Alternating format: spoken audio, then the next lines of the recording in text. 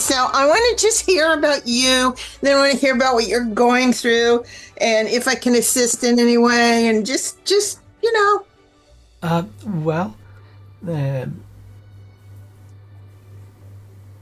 there are certain beings that fully anchor the light of their infinite soul, and when others pray to the divine for relief and salvation through their light, their prayers are answered.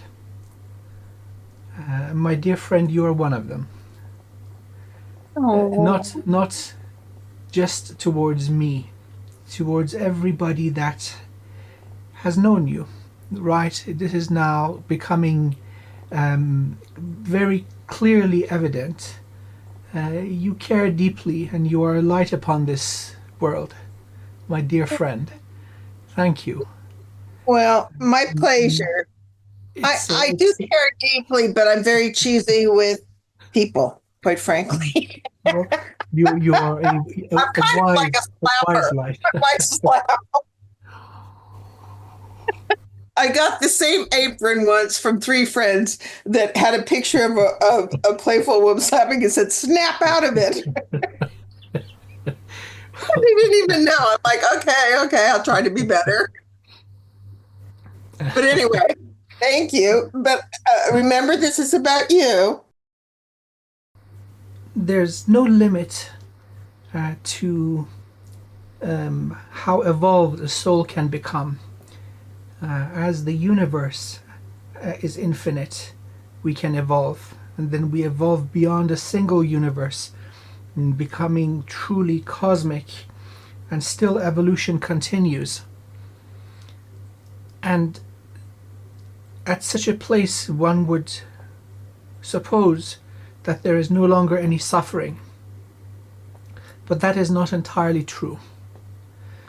The cries of those that are in anguish, suffering, suppression, and domination, conditions of unfairness, ring throughout the cosmos.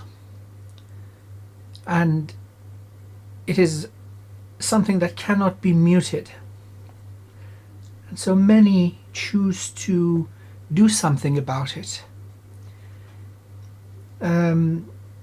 Being a spirit guide is one of the most frustrating roles that can ever be accepted. While you take the responsibility of guidance and care for an evolving soul, and you whisper gentle words of grace and bliss into their ear, and clean them and wash them and elate them. 15 minutes later, they're back to their booze, their drugs, and their gambling, and you say, oh no. And it reaches a point where you say, you know what? To hell with this. I'm going in. I'm going in and I'm kicking their butt myself. The apron, yes. And so this is what I had, the sense I had coming in. Dragon, you were your dragon consciousness then. Yeah. Yes. And how long ago was this? Because uh, is how many lifetimes have you had on Earth in a human body as a dragon? As a human, this goes back to the beginning of the conception of humanity. I've never left. And been one of those that have been here constantly, incarnating as rapidly as possible. Sometimes there are longer periods between incarnations when there is particular trauma to be dealt with or karma to be dealt with. But amongst the dragons, none have lasted so long. And of course, this comes with a whole variety of different types of traumas and injuries, soul injuries. But yes, this time round, no difference. It seems that the selection of the vessel was very intentional. Because you Um, need to pass 39. yes, yes. Yeah. The selection of the vessel was very intentional. The most unusual type of genetic mix, from my father being Iranian and my mother being Irish, Mm. but not Oh. pure Iranian, and not pure Irish. I've got um, genetics linking me to India, to Persia, to the Druids, and to the Viking. It seems all of these are very, very powerful practitioners of magic. They There are. seems to be something related to genetics and blood, and this goes back to ancient days. These properties of inheritance were known. It has been greatly abused also. So certain beings incarnated into certain bloodlines in order to have access to advanced technology of physical and higher dimensional nature. So this is used by many beings that have the awareness of how such things work. Usually there's an equal cost to the benefit. And so it seems that the cost of this vessel was a very bumpy ride. And so, In terms of disease, or give me an example if you can. well, the vessel seems to be strong and healthy. Sometimes when one mixes very diverse genetics, the outcome is not optimal. And one in a million you get that vessel that inherits everything the right way. And it seems this was that vessel. So no diseases, no illnesses, extremely high IQ, yeah. And so yeah, this is ringing true to you. Yes. Also, raising my hand is, don't you think, as a brilliant scientist, you were on the other side helping to design that specifically and being more careful? That rings true to me. And now I'm aware that I have had a hand in preventing the extinction of many evolved species, including the mantis. They wouldn't be here without me. Uh, Oh. they were going extinct. I've spoken with you about the first prime creator who brought in the mantis and turned them into these uh, excellent businessmen with the project of guaranteed unnatural evolution. That universe was mine, and the mantid are my people. They are my babies. They So are you my were the creatures. prime creator I was the one that started this whole thing. because you didn't mind slugging around in the mud. Yes, evidently. I was wondering when you said that.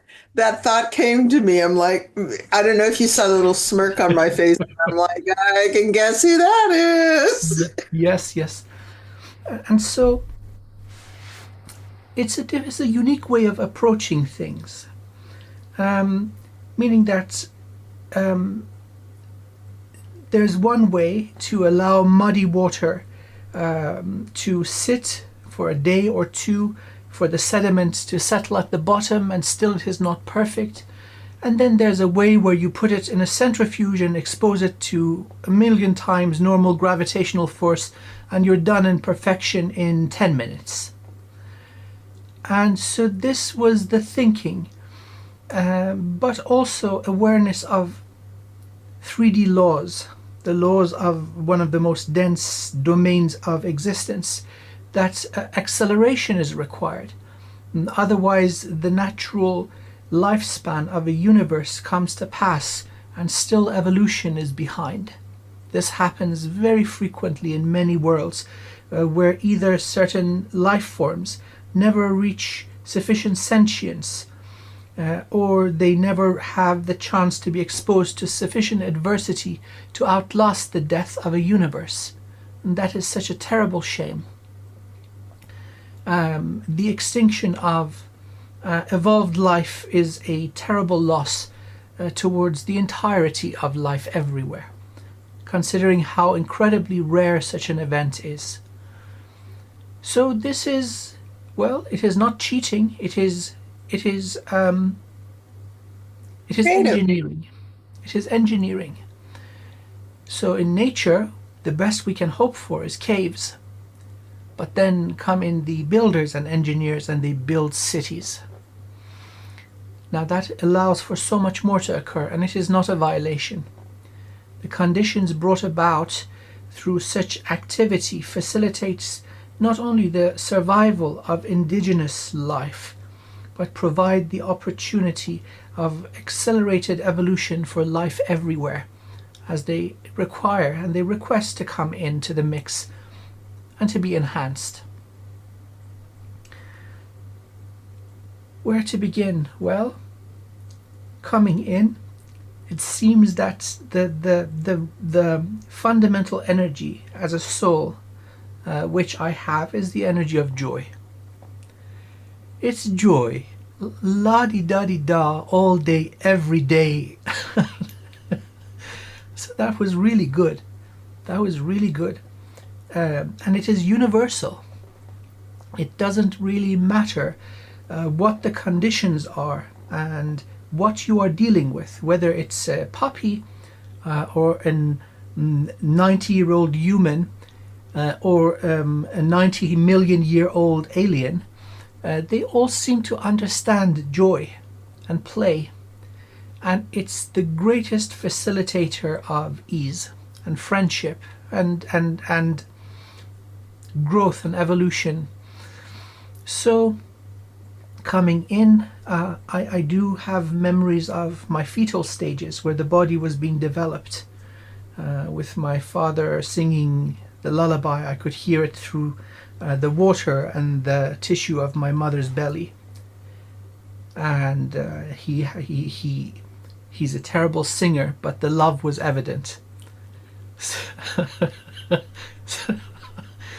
And I also remember my mother being stressed out, and so then later on she told me she was a nurse during the war between Iran and Iraq, and there was an event where they brought in soldiers that were burnt by chemical weapons.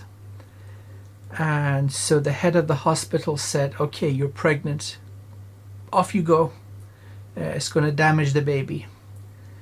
And even throughout the years I was growing up, even to this day, we have some of those soldiers who can't breathe, who have so many different types of conditions with their skin, their eyes, their lungs, everything. And so even that stress I felt very deeply.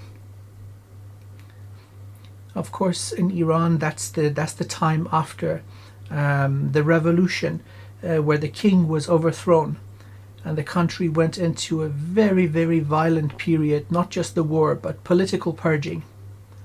So there was a time where my father's family suffered very greatly, as members of the family who were not aligned with the, let's say, religious dictatorship, they were executed. So early years was very difficult for the family, to such a point where we moved out, but then out of, I would just like to call it patriotism or love. My father is a patriot. He loves his country to the detriment of everything else, including himself and us. He just wanted to help and build. And so after a very few, maybe 2 years in living in the UK, where my sister was born, we went back. And so that's the first memories of magic for me. The land that is old Persia, current day Iran, is a very special place on earth. It's the birthplace of Buddhism. It's the birthplace of Zoroastrianism, and it is the birthplace of all Abrahamic religions. Many may not wish to acknowledge this, It does invoke jealousy among many other cultures, but when you go back to the history of humanity after the Ice Age, it was all sparked in Persia. Northwest Persia, modern day Armenia, and the Mount Ararat. That's where they say the Garden of Eden was, where it was all respawned. There's something going on there, it's undeniable. And They it also has, say the ark is there, supposedly, the yes, leftover. But of course, that country would also have the most sacred ancient archaeological artifacts and that is things. correct. That is correct. Including burial sites of the Anunnaki, intact bodies found in a city called Jiroft. They found the tomb of an intact Anunnaki with all the technology and all the gold and inscriptions, and the body was in perfect condition with 2 gold coins laid over the eyes and the beard being intact. So yes, there seems to be a lot going on in that particular part of the world, and so there started my experience with the elementals. The wonderful elementals, they come as earth, water, fire, air, and pure spirit, the Akash. Well, the air elementals were the first to come and start visiting, as if, oh, we've got an interesting shiny one here. And so I remember that distinctly. And how did they appear and how old were you about? This started from around age of 3, and probably earlier. Early childhood, the memory process isn't perfect, though I do have distinct memories of being 18 months old, of being, let's say, 6 months old, but they are few and far between. Sometimes a certain event triggers them, so they're being recorded nevertheless. So there are elementals, again, the fire elementals, they came at a later stage. They're a little bit more, let's just say, scary. The air ones are a little bit, I see. yes, yes, yes. Um, in the form of, I would best describe it as a cherub, translucent, but you can distinctly make out the form. That it's like the body of a, let's say, 2-year-old toddler with beautiful wings, and you can see through the entire thing with the sweetest little giggle. And so every morning I'd wake up and there was this little being sitting on the windowsill looking at me. And I would say, hey, I don't know what the hell is going on. And the response was this sweet, loud laughter. Ha ha ha ha. And this went on for quite a while. So playful, and you were telepathic with it naturally, as most beings are, until that gets programmed out of them. Yeah. Exactly right. Exactly right. So we had lots of fun, and every morning I'd have my little, let's say, morning welcome meeting with the Fae, with the nature beings, and then I'd go run into my mother's room. Mommy, mommy, mommy! An angel visited me, and so this went on for years. I And don't know if my mother. how is that received though? Well, my mom being Irish, she grew up in a culture of fairies and leprechauns and so on, so she thought it was cute. I think she might have actually caught a glimpse of it once, which scared the bejesus out of her, and so then she kind of discouraged me. No, it can't be real. No, don't be silly. Ha ha ha. And so that seems to be that kind of humiliation is something that effectively reduces magic. It has The that laughter effect. factor. Correct, correct, correct. It's very dismissive. Yes, yes, yes. That is spot on. So, growing up, I just learned English, and to the age of 6. So again, we had lots of movements back and forth between Iran and the UK, kind of trying to make up our mind where to live. There was so much chaos. Again, my uncle was executed, so he was a high-ranking member of the communist party in Iran. And so he was kind of a big deal. They organized a coup which failed. And so everybody was gathered and very quickly dispatched. I But was going to say, then, I'm picking up something in your lineage which shows up as nobility or royalty or something in there. oh, it On goes it. back a long time. Yeah. The father's side, they seem to have remained in power throughout history. One of my cousins traced back the family tree to about 2,500 years ago. A ruling family in the southern coast of the Caspian Sea, the Paspadian dynasty. It seems as long as they maintain a link to the land, they maintain their power. So this is the lineage. Very powerful practitioners. So that's one of the reasons this vessel was chosen, with abilities that many may find unusual in terms of mind control. You have to see it to believe it. So eventually the decision was made to, yes, please.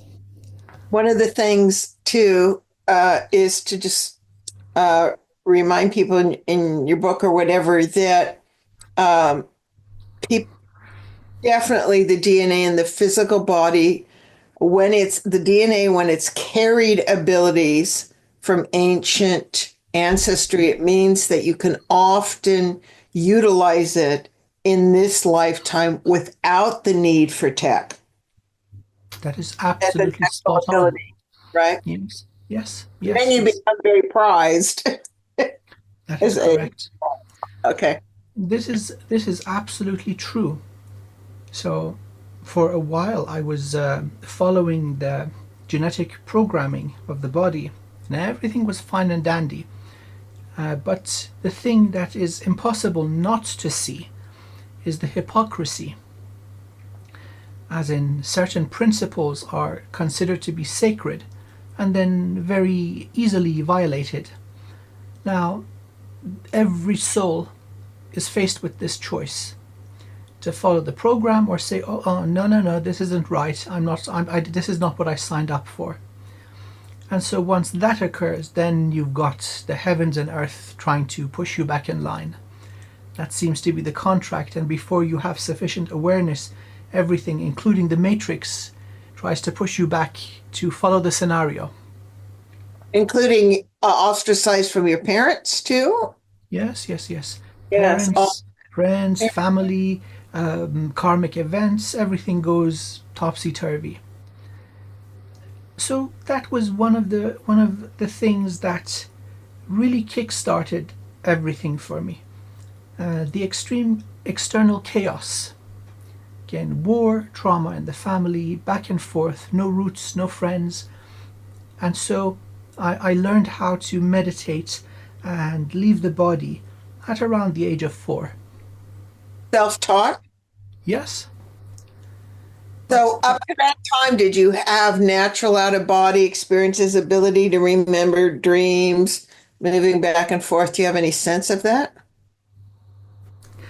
I remember that at early years, so up to the age of 4, I would see full spectrum consciousness, including the aura, including the colors of emotions. That dampened down in the years up to the end of my teenage years, but I do remember that vividly. It's like the energy waves on the surface of the sun. That same pattern of flow and dance of energy, that's what happens with people's auras. And you were probably shocked to find that that wasn't common for other people. And it shocked the family Yeah. too. Like, oh No, my God, because we've got a we've got a little wizard. Now, 4 decades later, my mother's side of the family coming in for a little visit, and of course, by that time, my healing abilities were fully activated. I did a healing on my 3 aunties, sisters of my mother, and then very Gently, one of them said, "We always knew you were different. There was always something about you." As I'd fixed chronic pain in her lower back and her hips in about 10 minutes, she said, "Okay, we knew you were different." And Were I you using said, "Well, fire breath at that time? I was a complete psycho. I was a berserker, running around constantly, climbing walls and going down pipes and tunnels, sticking my little pinky in the electric socket, deep fat frying the goldfish, going, so I was a handful with this excessive energy of joy. And my mom would tell me, I would stick my little finger in the keyhole. And she said, "Don't do that, you'll get worms." And then from that day, that was my favorite thing. "Mommy, mommy, I'm eating worms," putting my finger in the keyhole and eating the dust. Something, Tell Amir not to do something. that was my favorite thing ever. And so, I was a handful. This never stopped, by the way. That Didn't put you on a list. that whole energy of, "Oh, this is naughty, let's do it 10 times worse," that seems to continue, but with a generous abundance of humor. That humor, that's a lifesaver. So two energies will help one survive in the most harsh environments. One is humor and one is love. Humor is significantly more difficult to destroy because it is more elevated than love. You see this in many comedians. They are the funniest people, and yet they endure the greatest heartbreak. And this is true for many, many great comedians throughout history. That's a very important point there because I'm sure I survive a lot also on the joy and the humor. A lot of other species don't have a clue and are trying to learn about human humor. And I said to them, good luck on that one because it depends on culture. It ranges from everything from sarcastic, but I said, as warrior archetypes, it is the survival mechanism to be able to laugh at yourself and each other. And that when we laugh, we actually jiggle. And so much about fear is freezing and it just moves the energy through. Anyway, so. Well, that is true. Even in primates, you've got a big tribe of monkeys, and one of them falls on their butt, and the others start giggling. Ha ha ha ha! That seems to be common. So it's built into the survival of the primate archetype. Very powerful.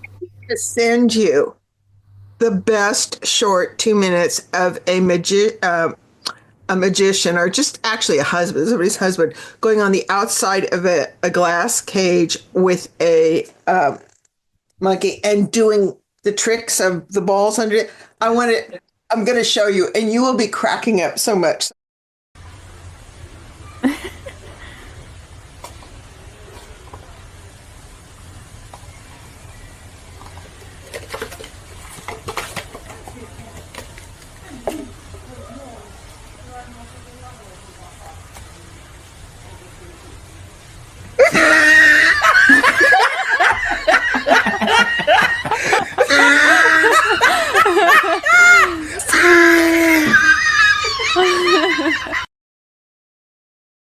This is shared survival, let's say technology.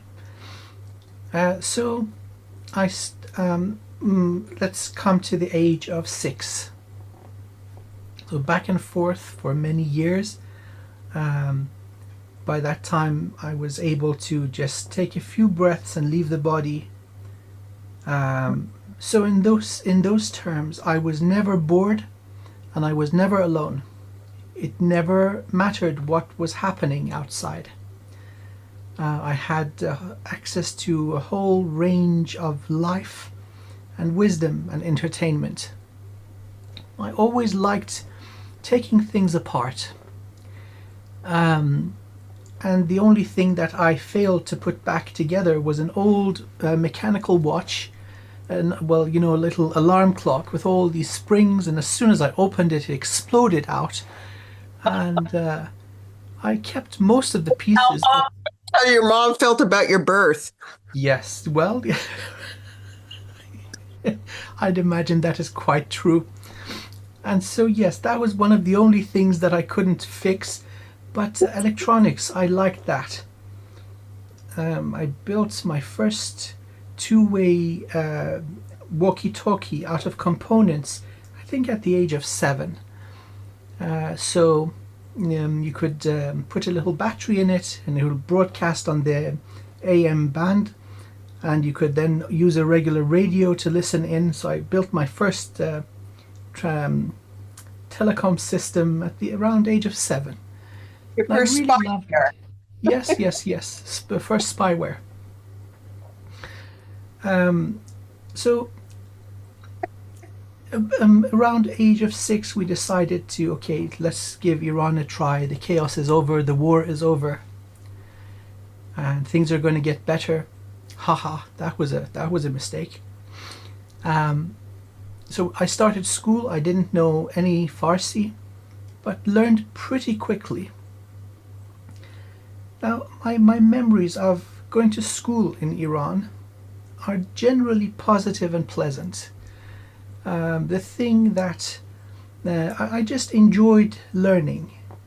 The curriculum in Iran, about 30% of it is religious studies, meaning that it's absolutely useless. But then on the positive side, they have a world-class system in sciences. So in year after year after year, the winners of the international scientific Olympiads are Iranians. Physics, mathematics, computer science, chemistry, biology, nanotechnology, these kind of things Iranians are very, very good at. Even nowadays, many high-ranking scientists in NASA are Iranian. And this has never been different. Even now, they seem to be able to absorb the best and brightest from inside Iran. And many leave because they want a better life. The foundations in mathematics and physics was very good. So years And you go were by. natural at that. Excuse me. You were natural at that both because your dad's a builder or engineer, but you were also natural because being a creator, being as a dragoness, sense, we'll just say that and more. It's all about Yes, creation and taking apart and back engineering things and trying things and new things, yes, right? yes, yes, that is correct. So that was particularly pleasant. Interesting that I was better at the religious studies than those training to be mullahs. They've got their own schooling system, different from the, let's say, Western style schools. They've got the old madrasas, and I was better than them at it. At one point, there was a national competition for Quranic studies or something like that. So for me, that was easy peasy. It was so different from my regular subjects. I just absorbed everything. I was the first in the country. I knew the holy text inside and out better than the clerics. I bet And I that just they were thrilled about that. Were they competitive? Did you have all that going on? Yeah. oh yeah, oh yeah. Like all the teachers are. I was going to say that I would think learning from schools was so boring for you, but at least you were smart enough to go into, the area where it's going to ensure that scientifically wise. Yes, yes, yes. So it was all just another lesson, and I didn't mind what subject it was. I just gobbled it all up. So something else to be added, something that is very noteworthy. Iran has a very, very rich culture of mysticism. one of the greatest mystics of Persia is Rumi. My babe. There's Yes, also yes. Hafiz, right? Hafiz. Hafiz, yes, Hafiz, Rumi, Sadi, Molana, Khayyam, Ferdowsi. That's one of the things that survived the ages. These great literature, this wisdom encapsulated in poetry, perfect, mature poetry. And I loved it. I didn't really get it till decades later, but it seems they're really onto something. At this point, I've studied probably every single major faith and belief system and spiritual modality and magical practice there is. And now going back to Rumi, I see the guy was spot on from the very beginning. So I had to go all around through different sites and cultures to come back to where I started, acknowledging the wisdom of Rumi, that, oh my goodness, this guy's spot on. They really know what they're talking about in the Especially form of, our favorite. You are not a drop in the ocean. You are the ocean in a drop. yes, yes, yes. And then you kind of get it and you go, oh my God, this guy was amazing. Like most dragons incarnated, they tend to be kind of loners, very self-sufficient, so, and very, doing what they're doing. So you didn't necessarily have brothers or sisters you related to or anything like that. I have a younger sister, but she was always doing her own thing. I was doing my own thing, so Okay. never mingled very much. And Are you so the she only was dragon in the family? I'm the Wow. only dragon in the bloodline. Whoa. Okay. And obviously who you are, you already had what people call magic in you. So we'll get to that. But anyway, okay, keep going, keep going. Well, you just triggered a memory. Um, Seems I was always quote unquote protected, as if my enemies would be vanquished. And so in the Persian culture, there's a deep understanding of magic. It's an everyday thing, and they've got words for it and terms for it. So pretty early on, everybody learned you don't mess with this kid. Something would go wrong. Consequences. Yes, yes, yes. Because, well, being who you are, a PC, let's put it that way. Even non-intentionally, if you ever thought something, it would probably manifest Correct. towards somebody, whether it's a judgment or this or Correct. whatever, Correct. right? Yes. Correct. And it seems that it's never towards intentional harm. And so that remained true. It still is true. I dislike harming people and things, even though the ability and the knowledge and the means are there. I dislike doing that. It's just something I do not feel comfortable doing. So that's this not a moral, legal, or ethical thing. It's just a feeling of Well, yes. And you also have this gleam in your eye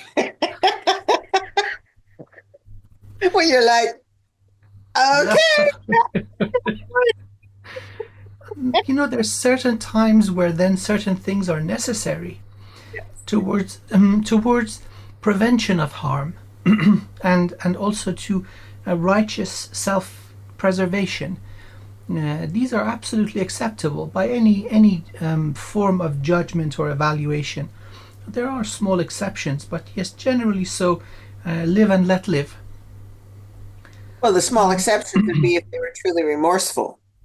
That Up, is correct. Yes, yes, yes, yes. up Or to wish to. it. Yeah. You're spot on. Yes, somebody acknowledges wrongdoing and expresses remorse and is willing to learn and make amends and grow. Of course, that's the whole purpose of even our regular 3D prison system. They call them correctional facilities. That's what the intentions are. How well they work, that's another issue. So uneventful, really, My memories are pleasant. School years were a breeze. My IQ pulled me forward effortlessly. I didn't need to struggle very much, and so I really enjoyed learning. The school structure was sort of like a kind of hybrid between a monastery and a barracks.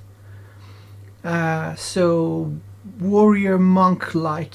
Every student had this neatly pressed two-piece suit, all same color. Everybody had a briefcase, even we're talking now 20, 30 years ago. Strict discipline, and I mean really strict. If you're 3 minutes late, you're in deep doo-doo. And so recitation of, let's say, national anthem, but then 90% religious stuff. We would go in circles, north, east, west, and south, different prayers to different directions. Early on, these are all rituals, calling to the cardinal directions. That was built into the system. That's interesting. Very surprising. Now, and I really mean this, magic is embedded in the Persian culture. It's one of the things that separates Iranians from the rest of the Islamic world. The religion Iranians have is Shia Islam. So Shia are either they're Iranian or they have been influenced by Iran. So the old Zoroastrian teachings were mixed into regular Islam and they made their own thing. They never completely conformed. And so a Muslim from, let's say, Arabia, seeing this will lose their mind, saying these guys they're not proper Muslim. Well, what is proper Muslim? If it's all seeking the beloved source. I digress. Now thinking back, ritual and strict discipline was built into every student. Well, you're always on time. Always on time. Time is important. And so is that taking pride in one's appearance. It doesn't have to be super expensive. It could be a worn out jacket. Although it is worn out, it is tightly and neatly pressed. Trousers and shoes. And I know this is now the military influence. Your shoes have to be shiny. They're always shiny. I take care of my stuff. That kind of like personal discipline and hygiene. Spiritual baths. Now that I'm thinking, all of this is magic. It's all magic. And Well, we were taught, yes, cleanliness, right? Cleanliness energetically, so, we were and taught all of this. presentation and respect. Yeah. And that respect is also something that is missing in the Western civilization. When we were kids, before the teacher came in, of course we were kids, we were freaking crazy, jumping up and down and throwing chalk at each other. As soon as the teacher would come in, we didn't need anybody to say anything. Everybody would go to their chair and we would all stand up to attention. That's just respect. And for years when I came to the UK, every time my teacher or my professor would come in, I would stand up. The guy would look at me. Oh, are you standing up for me? How very nice. Respect is universal. I still Yes. do that today. Yes. People recognize, and it's not verbal either, or just a simple gesture of bowing, where you put your hand on your chest and you lower your head. That is respect. People understand this. So now really it's so interesting. Now speaking with you, you have unlocked so many things for me. Magic and ritual was taught to us. There is so much ritual. And so Iran or Persia being the source of it all, I stand by this. We learned what the intentions of it was, the use of water, the use of soil. Oh my God, we're going now into the rabbit hole. How to use soil for a spiritual bath, how to use water for cleansing, What happens if you have only enough to drink? Then what happens? Oh, what if you're bleeding? What if you're injured? What if this and that? It all has a specific protocol. Very effective. Very effective. We're going to do another show on that. You see, this is interesting. And And also the elements and how to be one with the elements and all of that. Protocols of use of element cleanliness. cleanliness. And then, of course, the old Zoroastrian system, they saw fire as the sacred cleanser. So even right now, we've got the divine fire burning. It has been burning for thousands of years. And the interesting thing, Merrily, is that people who follow it, they live really, really frickin' long. I'm talking about 130 years. This is common. That energetic hygiene, spiritual hygiene, is so important. But then it comes down with physical cleanliness. Hey, wash your hands, yes? And they do that with their prayers every day, routinely. So that cleanliness, that hygiene seems to lead to longevity. Okay, that is so important. And also the dragons, and I know it seems I'm attracted to a lot of dragons.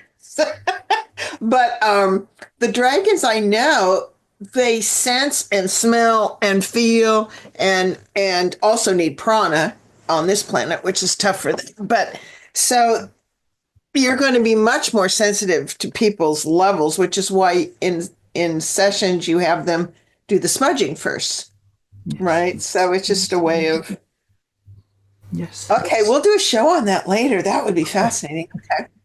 All right, because I want you to stay. This is so sacred. It's so beautiful to hear. I can't tell you. My heart is just like, wow. So we now let's move a few years forward, finishing high school and entering university. This is it's a critical time period in my life. It's when things were unleashed. Everything was unleashed.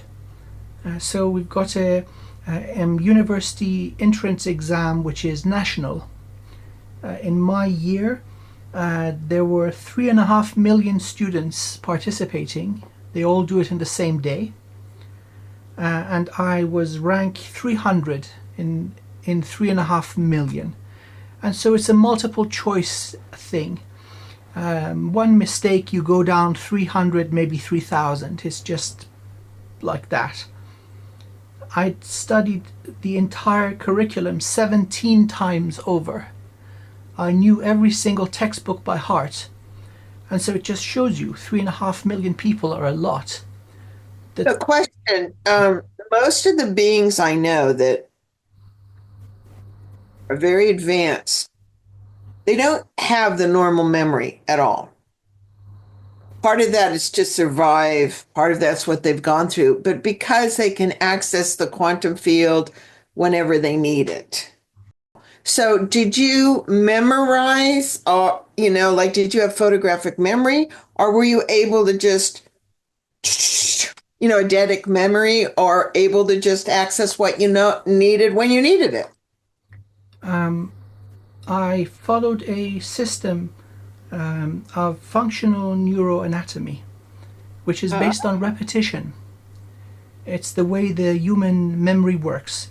If you want something to be perfectly retained long term, you require repetition. And so first 5 times you miss some details. By iteration 10, it is pretty permanent. I pushed it to the extreme. I had read through and taken notes of every single textbook. There were 31 of them. 17 times. Interesting. So that's 8 in numerology. And that's why you're also so attracted to the Kujikiri for multiple reasons, is because of the repetition. Correct. And as a good warrior, the whole thing is repetition so that the body even has full memory way Correct. faster than Correct. the brain. All connected that way. Correct. That is true. So that's the approach I used. So my memory isn't particularly good. I don't remember faces or names unless there's an emotional attachment. Then I remember. Then it's stored. So Ah, even now, I don't know the names of the vast majority of my colleagues at work. It just doesn't stick.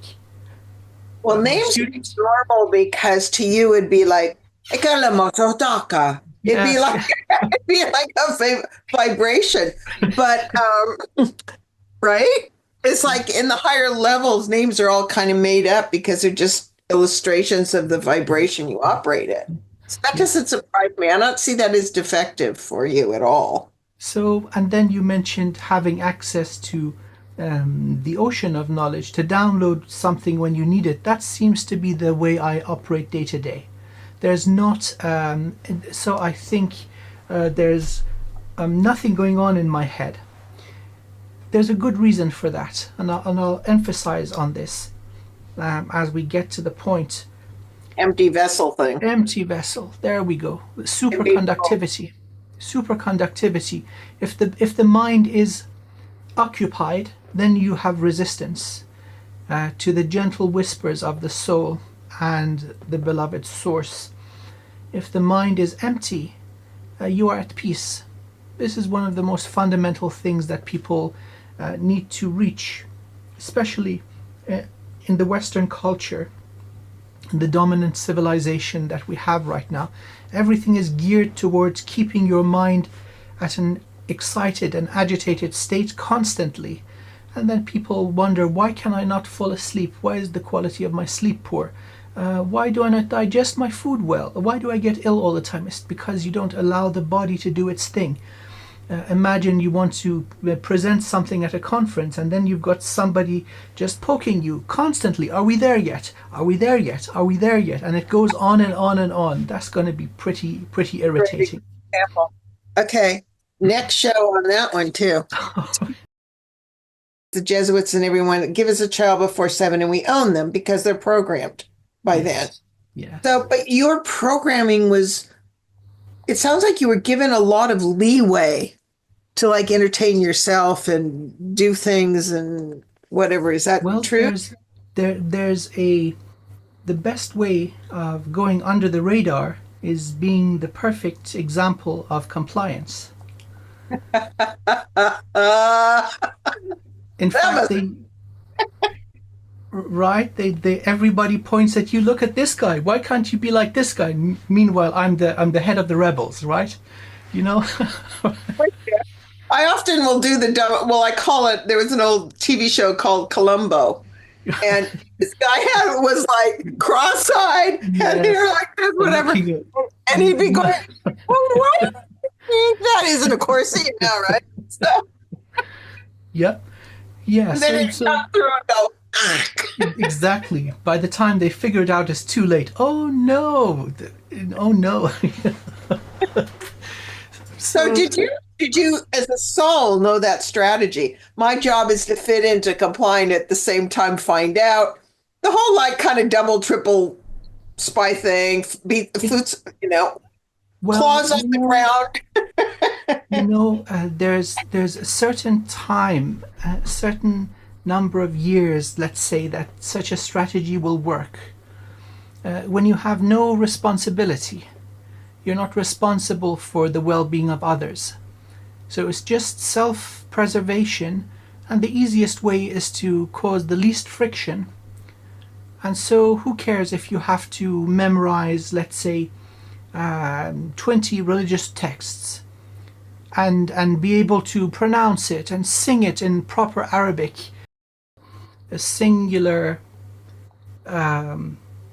life of floating through the matrix, and the rest was all in my head. I didn't know really that it was a different realm. It was so natural. It was surprising that others don't share this. So I could happily be in my room for days on end. This is true now. So solitary confinement will not be hard for me. In fact, Scary dragons. I find that true of dragons. yeah. And so no relationships, no monkey business. all the way into university, nothing. No, I was basically dedicated to learning. It did me good later, even though a lot of the spiritual teachings are not applied, but there's wisdom in them, regardless. That was helpful to me. Entered university. It was the best university, governmental university in that part of the country where I was living, and I started studying power engineering, electrical engineering. But then my entire world collapsed. Everything went to hell when I firmly and irrefutably realized that it's all hypocrisy. The curriculum is beautiful to such an extent that even many in the West, if they're exposed to it, they will find it attractive. But what is done, oh my goodness, that brought about the first dark night of the soul. Oh my God, it's all bullshit. Because Oh you had put no. so much energy into it Yeah. and so much focus and so much excitement, and you realized how primitive and they Yeah. weren't Yeah. they weren't Yeah. bringing forward.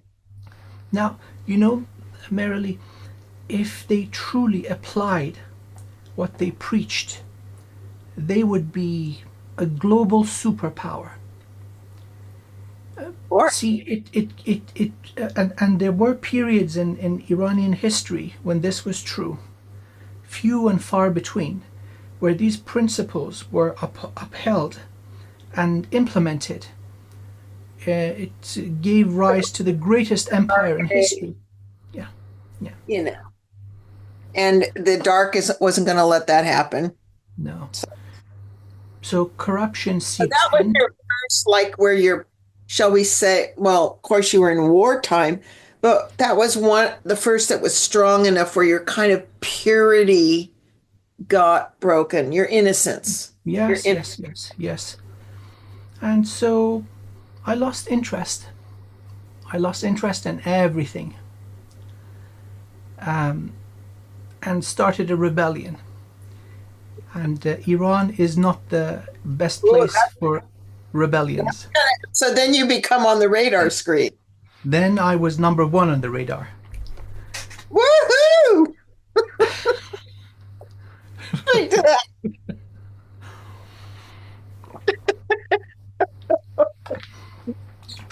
So certain things of injustice and inequality, especially towards the women, it made me angry. Now, please keep in mind that 60, perhaps 65% of university students in Iran are women. They just do better than the boys. The boys are crazy and they do so much other stuff. The girls sit down, do their work, and they score better. A lot of hormones going on too. Pretty much, Physical yes, body yes. care. Yeah. The guys So, going into competition and right. whatever. Yep, yep. And women, as you know, like are more mature faster in general. Correct. So, in at least I can say in engineering, the women are better. This is beyond dispute, and so I've seen this everywhere, including in the UK. The girls sit down, do their job until they learn it perfectly. They produce the best work. So they're more talented in engineering. It just is the way it is. I don't know why. I'm just That's making an observation. that's the first time I've heard that publicly announced. Oh So, yes, and our I stand private, by it. I've had by this point I've had 3,000 students, and I see this over and over and over and over. It's just become something that now I've accepted to be true. And this is not true for every single woman, but the ones that are um, dedicated enough to make it into university, for example, they seem to do better in engineering. I wonder if part of that is the hormones can be very distracting, right? Yes. And the males during, certain time period, right? You can always tell when a male's driving or whatever, the hormones or the testosterone and this and that. Yes. So it seems like in a female, she might have more of a long-term goal of, I want to do this to improve society. Yes. It's like And the they do. male might have, and this is stereotype, the male might have, okay, I want to do this so maybe I can help, but I can be the best or whatever. I don't know. This Yeah, is just better car, better house, flashier this, flashier that. where the And woman might be more connected to her heart in a way. I don't yes, know. but but it's not just an objective. They fulfill it, Mm. and The so they come. focus. Yes, yes, yes, yes. They and you see, 20 years down the line, they've actually done it. They've achieved what they set out to do, and I know genius masculine peers Yes. who just went into business. They left the science behind, and now they've got a construction business or they've got an electronics business. Some bigger, some smaller, but the girls, they stayed in science. Lots of Run into Shanaz Soni. I'm Shanaz not Soni.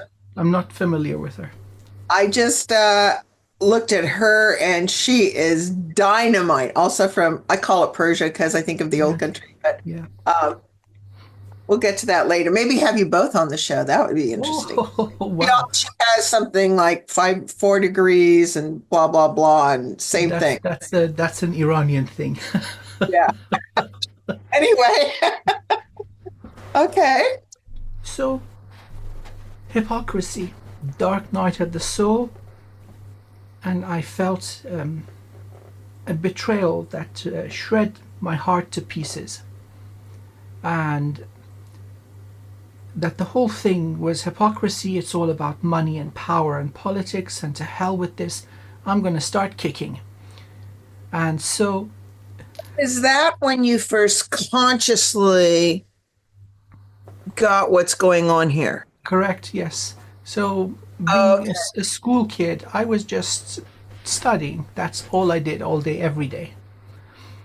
Because the competition is so fierce, and there's no other way. You got to optimize. I was studying 16 hours a day.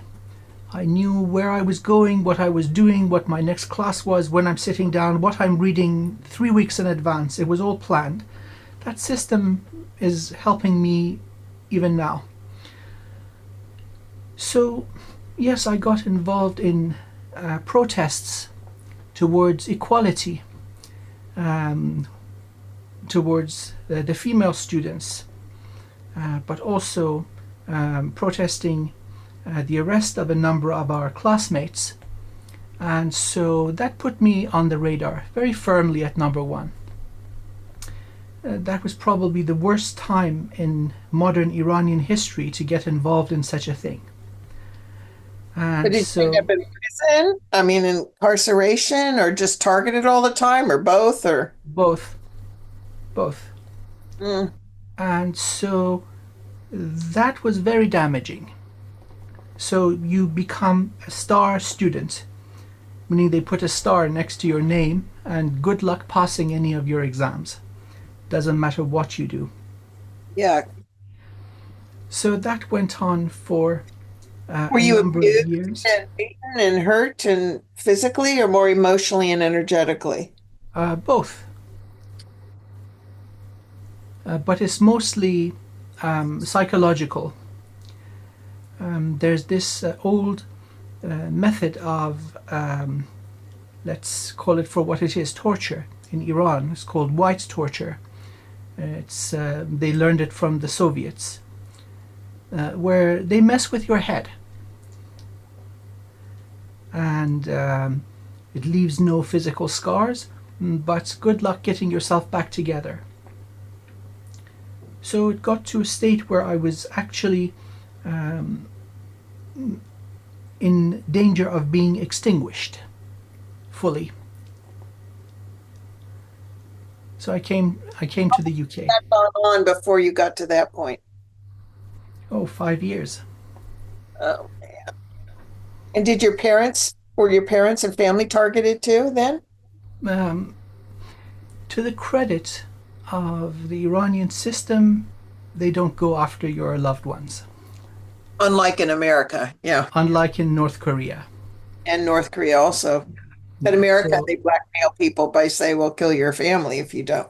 right. No, no, no. It seems that there's some lines they didn't cross. Good on them. You know, they're very good at what they do, Merrily. And did your parents know what was going on? To some extent, yes. Maybe to a large extent. So they were trying to get me back on the right and narrow path, and it wasn't working, was making things even worse. So Oh, no. I left Iran. I left On Iran your and own? came, yes, and How old were you, approximately? 24, something like that. I tried Wow. it. I tried a few times to, so 2023, I think, 23, 24. So that's one of the things. I don't have vivid memories of those years. Well, yeah, especially if you were being abused or whatever. It's better to just leave it in the back, but you were strong enough to leave everything. Well, there was no choice. And How so did they let you out of the country? I had to pay through the nose, yes. There's military service, so one of the reasons I had to hold on is to fit conditions of exemption. And so I had to wait for my dad to reach the age of 60. Otherwise, I couldn't go. And if I went into the military, then my life would be over. There's no mercy there. So I managed to avoid that, just crawling and scraping along through the years till I finally made it out. And so by this time, you can imagine that I'm pretty disillusioned with Eastern spirituality, with the Abrahamic religions, with the left hand path. And so it took me a number of years to put my mind back together. I didn't have anything.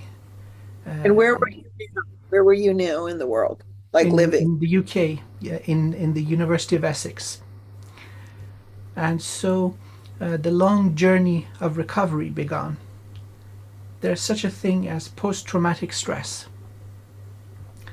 And so the ordeal just started after I was out. I had to go through many years of deep, dark depression. And Do you have anyone to, if you know, any specialists or anyone that can help you through? nothing, and it wasn't my style. So Such a drag that is where the healer is born. because you had And to heal so yourself there we go. I'm so or grateful. jump off a bridge. Well, Even it's that. you're either a healer or you're nothing. That is so true. Looking back at it, that is what is needed to crack open layers of distortion. You have to be cracked open for the light to shine through. There is no other way. So, getting to a certain low point, that is when the magic returned into my life in the most interesting way. There was a moment where I was just out of strength and out of hope, and I thought to myself, well, I know for sure the right hand path is full of crap. I called to the darkness, and Just the darkness responded, and I received the most monumental healing and clearing in one day. The depression was gone. are we talking the void or what we think of as darkness? Darkness, left hand path, um, Oh. Oh. Satanism. Hmm. And so, of course, they would want someone with magical gifts to be one of them. And so, after the healing, my suspicions were confirmed that there is something to this. And I was having, yes, please. Was there any being that showed up, or was it energetic? Like, did you pray to any being of the dark side or the light side or whatever, or help me? Was it an actual being or was it an energy that, okay, we're It going to was fix you, but there's a price to pay for this? none of that. Okay. No conditions, nothing. Actually, no words. As in, let me fix you, we'll talk later. Ah, You're at the brink of death.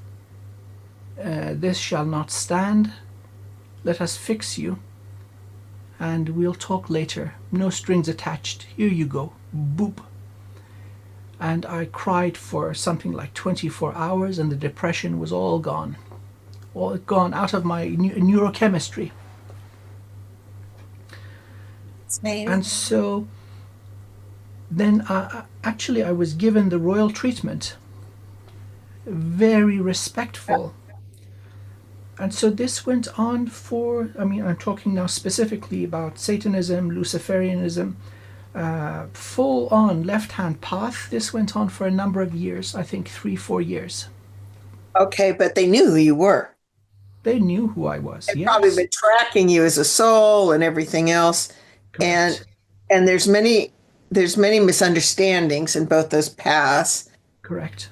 So you were going to the parties, meeting them No, no, slowly. no, no, no, no, no. You mean human parties? No humans, no No, just humans. all, All, just all.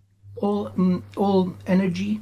Um, there are 72 kings of the infernal realm, and that they are the only ones I dealt with. No lower, no lower ones in the hierarchy. Just the kings. And is that in the infernal realm? Is that what people would call hell, Um, or I would different thing? call, well, I would call it the infernal realm. Okay. So we've got the realm of primordial light. This is the equivalent, um, but again, the linguistics are chosen to be sinister. It is different in actual practice. Mhm. So there I found my healing. It brought me back to balance. You see, that is so important. I had been terribly skewed by the light. So much lovey dovey rainbows and unicorns, it had all come crashing down, and then was the abuse and the hypocrisy. I needed balance. And this is where I found it. Now imagine, so first of all, what are the nature of the beings? They're fire elementals. Many call these guys demons, and they absolutely hate it. They are the noble fire elementals. So again, I found what I loved the most: learning. Now, my teachers were not human. They are beings that live for hundreds of thousands of years with an intelligence far superior to any human. And now imagine, with a little dedication, the immense knowledge that a being like that can acquire. They've Oh, lived yes. through Are they human referred to history. as jinns and other names? Many Yes. names, the same thing. Genies, jinns, And daemons. so, correct, correct, yes.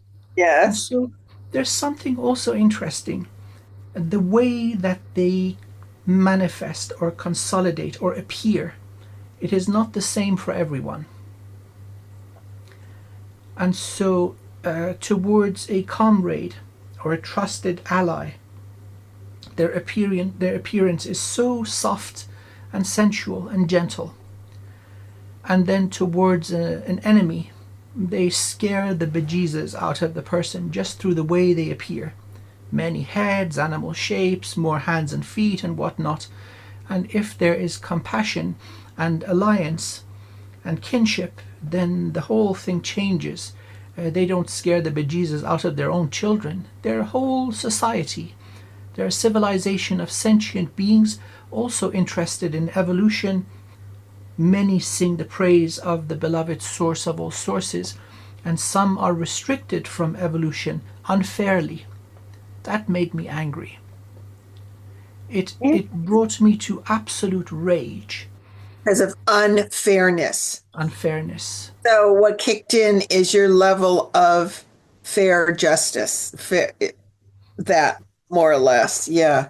Correct. Interesting. That was Interesting. my entry, in fact. And dynamic neutrality rather than the light hypocrisy. The people, Correct. there's Correct. light sincerity and light hypocrisy. And then there's dark, superstitious over drama and dark serving with deeper understanding. That is true. You see this also reflected in the lives of many who go towards extremes. So, children raised under strict religious upbringing, they go mostly then towards, let's say, extreme things. Many of them end up in the sex industry. Many go towards drugs. Many go towards the abuse of ritual magic and so on. In their own way, they are seeking balance to neutralize the skew and imbalance caused by the quote unquote light. For me, it was very different. There was no contract, no oath, no, let's say, you're one of ours and that's it. No, no, no. Total freedom to come and go. Hey, stay if you like, if you don't, go. Nobody's holding you. And then on my side, the thing that gave me the golden key or the keys to the city was at the very first moment, the moment when I was asking for healing and relief, that I want justice for your people the same way I want justice for mine. It's Justice a, for told humanity. by you Yeah. were told by them. No, no, Yes. no. They told me this is what resonated with them. Otherwise, they don't just answer any call either. I wanted justice for people, the people of my homeland, the people of Earth, but not just people, every sentient being. I come in the name of justice. I want justice for my people, and I want justice for your people. Because the question somewhere along the way was, what do you want? Expecting me to say, I want money and I want sex and drugs and rock and roll. Yes, exactly. Because they have to always get your compliance. Yeah. Oh, I wasn't after any reward. I was after justice. They said, okay, this is unusual. And so they treated me with equal respect. That's your protection there too. That is Is correct. you didn't do any deals. That's where they get have you. And you didn't sign your name on any contract, like, sure, give me this. You never gave away your power. That is correct. And so they had greater wisdom to benefit from what I could do. The healing abilities kicked online very quickly.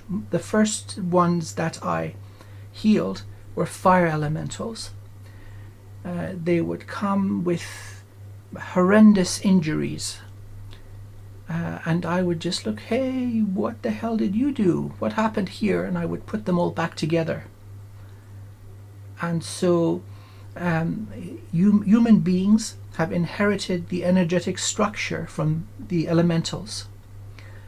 And so a lot of that is applied even today, fixing energetic injuries and clearings and so on. This is the legacy of that period of time where I could heal these beings. That's very wizard. Very Working with wizard. the elements. So you actually don't have one element you work with. You actually are, shall we say, a master. I don't like the term, but have mastery over all the elements. That is correct. And by you holding balance and healing those elements, all that was applied to healing the elemental structures within humans. It's all one thing. It's all alchemy. Yes. And so I mentioned I was grateful for the years in Iran. It cracked me open. I'm also grateful for the years in the left-hand path. It brought me tremendous wisdom, wisdom beyond that of mankind, and it brought me balance. So then comes the second dark night of the soul, where I pretty much went all the way. the same that I had done with the right hand path, diving deep into its sublime wisdom and sensual beauty in spirituality. I did the same with the left hand path. I went all the way. At one point, I was the most powerful black magician alive. I And could yet, see, I can see that because you yeah, tend to have this, if you don't mind me saying, there's almost this teenager energy in you, and you're like, let's go for it. You yes, know, let's go for it, no matter what you're doing, you know? now it seems that now this is true. It always has been and always will be. Certain levels of growth and development are withheld until merit is demonstrated. This is true universally. Now, and so many will equate the left hand path to pure evil. That is not entirely true. They are not looking for idiots. They also appreciate merit and competence and proficiency and ingenuity and beauty. These are the laws, by the way. There are not many of them. I just told you the laws of the left hand path. Greatest sin is stupidity. Lack of aesthetic beauty. If somebody destroys a work of art, oh, you've got the demons on you. They highly frown upon that kind of thing. If you bring in a beautiful garden and create a monumental work of art, you are admired by both sides. And It's so, fascinating.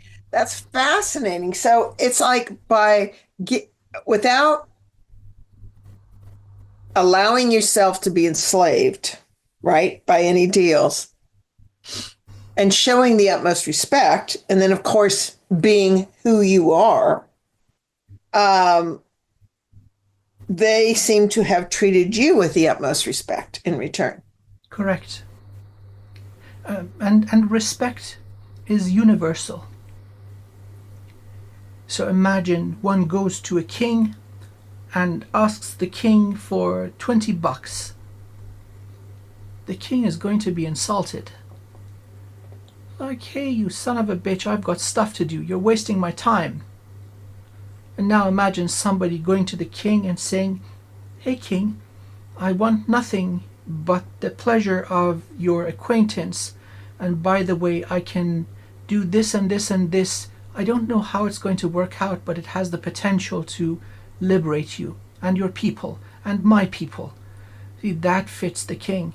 And the king is going to do everything that the king can to help. This seems to be it. So first of all, yes, please.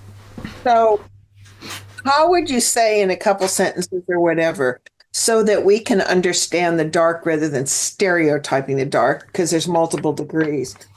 What would you see the overarching purpose of the dark, quote unquote?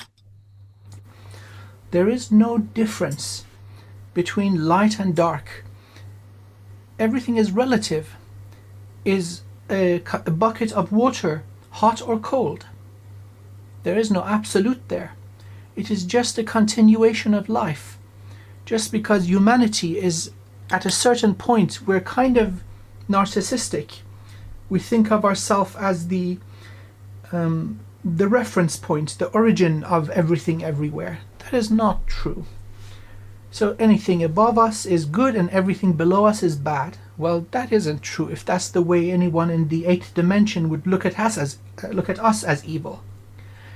They're just located in different octaves of reality. They're just a separate civilization with their own challenges and their own goals and ambitions, their own trials and tribulations, their own wars and their own victories. Same that can be said about angels can be said about these guys, the elementals of fire. So would you say another one of people's favorites, guests of mine, is Apollonie, who's a super soldier, Fey dragon, and other things. And we've been emphasizing, and she especially has been emphasizing, she has great wisdom across the board. We'll just leave it at that. But she's been emphasizing the importance, if you're going to have one focus, in dynamic neutrality. Would you say that's true? I wholeheartedly agree. Okay. That's That is spot on. Dynamic neutrality. True, true, true, true. It's like walking the tightrope, the narrow rope between, let's say, two buildings. Sometimes the wind comes from this way. You got to balance to this side. Sometimes the wind blows from this way. So it's absolutely dynamic. I added the dynamic, she added the neutrality. Well, then I'll say you're spot on. Absolutely. because because we can tend to make rules and think they're static rather than Yes. Yes. flow, you know. And you're So exhibiting a life that's gone like this. the whole cycle of infinity, all the way to the extreme of the right, all the way to the extreme of the left. Exactly. There's a big infinity symbol there. Yeah. Similar to going to the extreme on the right hand path, I did the same on the left. I don't do things half measured. I went all the way. No, you don't. I went all the way in. So what happened? Well, I gained immense knowledge. Knowledge is knowledge. There is no light or dark knowledge. These are universal laws. Many of them have not made it in earnest into the spiritual teachings in any way. People try to avoid it. There's this racism and dogma that prevents that dynamic, sacred balance from ever being achieved. And so, those that do not experience what wisdom lies within the left hand path are walking on one leg, seeing with one eye, and using only one arm. They are useless, especially when dealing with anything coming from that other half of existence. They can't deal with it. The interesting thing, well, that's because of fear, and I understand that like I would never ask the dark for anything, but you were offered. And Yes, so the invitation was offered with no, but of course they're not stupid, they know who you are. Whereas they can out manipulate other people for money or sex or drugs or this or that, right?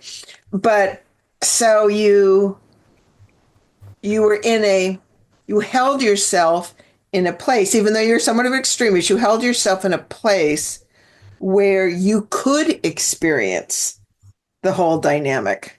that is And, correct.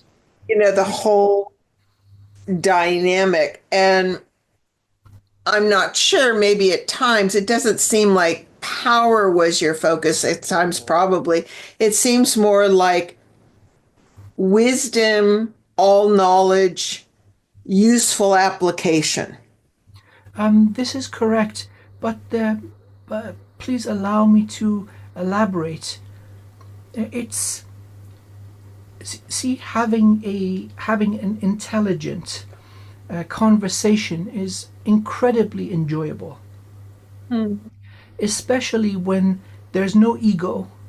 It's not a combat to prove your point. It is very smooth. It is intelligent. It is respectful. It is loving. Questions are meaningful, meaning even the question, if it is even completely off, it excites and delights the person who hears it. Oh, what an interesting thought pattern. It's like a ballet. And so then is what you do with it. That is very important. Demonstration of integrity through action. Maybe certain people are given a little taste just to see what they would do with it. Are they going to crash and burn the world with them? In that case, it is they are withheld from greater progress. And then they see, what do you do with it? Well, what I did with it is say, this is amazing, and then put it aside and continued moving forward. There was never any harm to sentient kind, quite to the contrary. The effect of my presence was healing, in point and fact, without restriction, no questions asked. So what an oxymoron for standard us is you became number one Yes, dark wizard, and yet there was never any harm done. never. There was no reason. That's a huge statement right there. Well, Because people always associate with the dark, with killing, with this, with that that, is with the, well, but you know. that is not true. I see. This is not just. Again, I do not claim great mastery or power or anything of the nature. I was in a position, let's say somebody's president for a number of years. It was just a role. And so I do not claim to be better or worse than anyone. No. In fact, I claim that there is no me. There is only the beloved source. May this be gone. May this be gone. So there's none, I've got nothing to prove. I really don't care much for that. And so you mentioned that there was no harm done. But my dear friend, this is true for almost all of the masters of the left-hand path. That is how they become great. They're not out shedding blood, they're not out sacrificing humans, they're not out causing harm. They are in it for the wisdom. And so that wisdom helps them achieve balance. If you go into their childhood, they would have probably started out life in a similar way that I did. We all strive for evolution, and balance requires different types of energies at different points in existence, and so they found their balance in that extreme. They're not out doing harm. This is such an important conversation. Um, and this seems obvious to me now. It is actually creator exploring itself as the ultimate example of free will. Free will, exactly. So if you're free, you should be free everywhere. And I exercise that. And now coming to the second dark night of the soul. Now I know it's all preordained. It's the path of the healer. All of it. This is repeated over and over and over for any healer worth their salt. Both extremes. So I came across the modality of the Kujikiri as I had extended to the extent I could, looking for the next great thing. And this fell into my lap. This doesn't stop, by the way. Every now and again I get other modalities, they come into my consciousness, and I have the guidance to pursue them. Every modality after the other becomes easier and easier. So And you're a grand synthesizer also. You'll take as much knowledge as you can and put it into a system, which is a form of engineering, right? Correct. Into a system that is the most efficient for the most positive output. So I started the Kujikiri, and it brought me into the truest form of balance. I'm grateful that this occurred after I had gone all the way, and I emphasize all the way to the extreme of the left-hand path, no stone unturned. So I discovered that again, the joke is on me.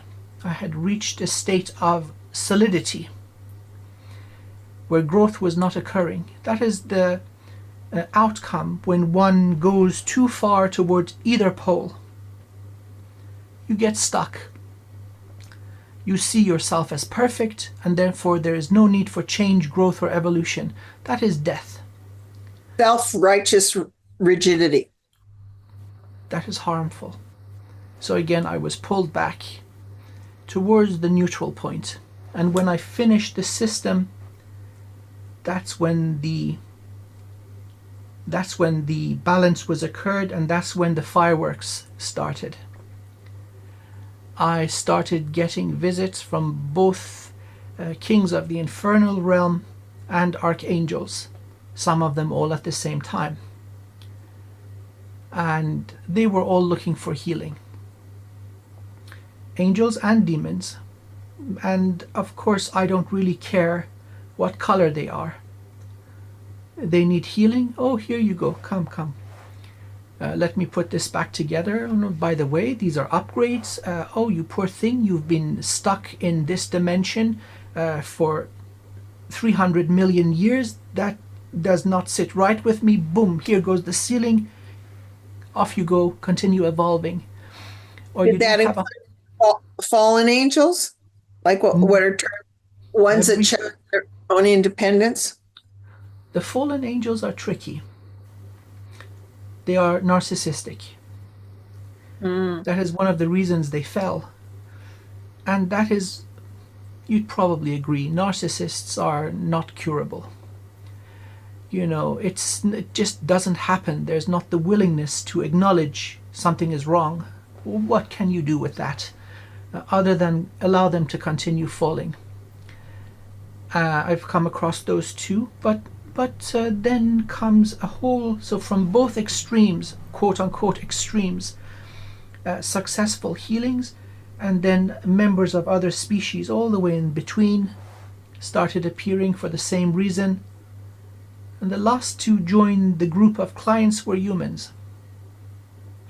Humans are the tricky ones. They expect you, because you are spiritual, that you should work for free. Why would you even charge for spiritual healing? Dude, I've got stuff to do. I got to pay my bills, and I got to take care of this and that and that. So that was something I had a bit of a problem initially getting my head around.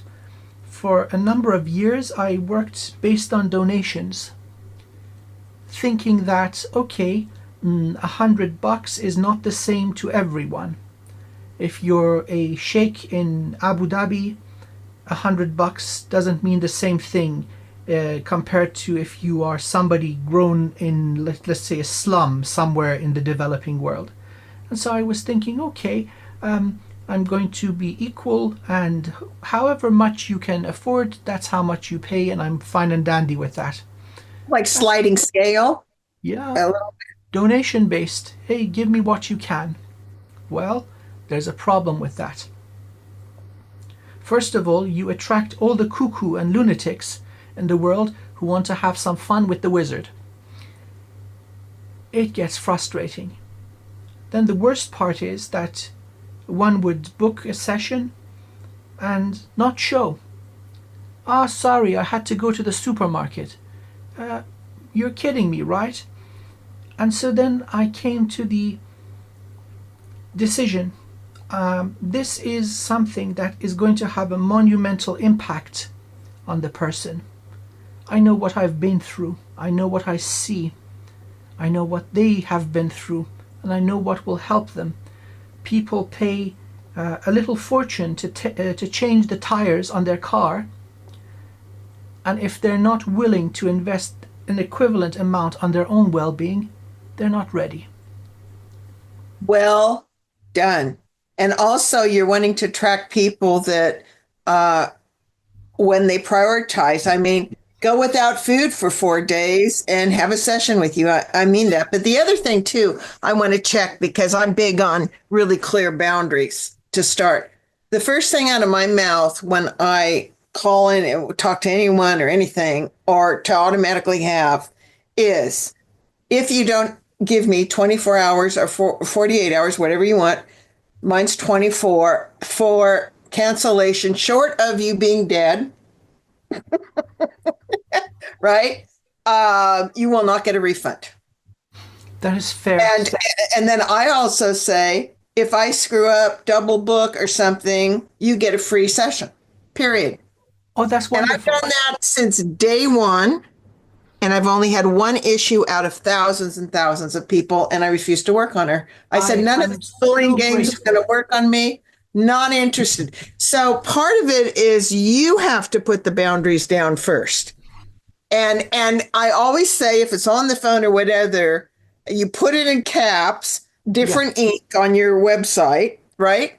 And when I usually I'll talk to people, briefly, and I'll just say, here's the first thing. And they're so impressed. They're so impressed that I would give them a free massage if I screwed up. They're Yes. like, oh, wow. Well, so the first thing Understood. out of their mouth is not like, oh, that's crazy. The first thing out of their mouth is like, oh my God, that's fair. And they remember that. Yeah. So later, if they go, oh, I don't remember you saying that, you just go tough, Yeah. tough. I don't care what your excuse is because you've got all these beings playing victim. And if you don't live as a clean, clear example, Yeah. of what it's like to take responsibility. It's different if all of a sudden your father dies or something, right? Understood. But Yeah. Yeah. but and I've never had a problem because they know I'm no nonsense. So I I'm don't know so if that'll grateful. help. Absolutely. Absolutely. I'm going to actually update the terms and conditions on my website. And that is self-love, Merrily. That Hmm. is self-love. Of course, there's an It's exchange also in not equity. Yeah. babysitting. Yeah. It's not Yeah. babysitting. Correct. That is You beautiful. figure out some way of doing this. No, now I have surprised people and given some people a free one at last minute because I can tell they're really sincere. Because it's usually the people with the less money that are willing to pay, and the people with the most money want to play the games or Yeah. entitlement. So nope. It's like you got to know your worth, sweetie, and Beautiful. you are a treasure, and people can do whatever, but you just put that down. And I get responses back like, I'm saving money and really look forward to a treatment with Amir. I get emails back like, because I heard him, blah, blah, blah, blah, blah, that someone else had a great time. I mean, I've watched every single one of your healings, of course, because it's what I do. But, so that to me is like standard. It's like a relationship. Hey, Correct. Amir, fine. I love it. You can do anything you want, but here are my non-negotiables, and they're up Correct. for Yes. discussion. Correct. And if Correct. if you don't agree with me, then I'm not seeing you as a client. Okay, but okay, I get your point. You're taking care of an elder. You don't know she'll be in the hospital at the last minute. Okay, I can be, no big long stories, no big long whatever. It's like boom, that's it. So That's wise policy. That seems to have worked. Now it's interesting. Once one honors themselves in such a way, it seems the ones that find their way to you are worthy. yes. Well, early on, here's another thing. My thing was a little different when I started body work in 1980 consciously.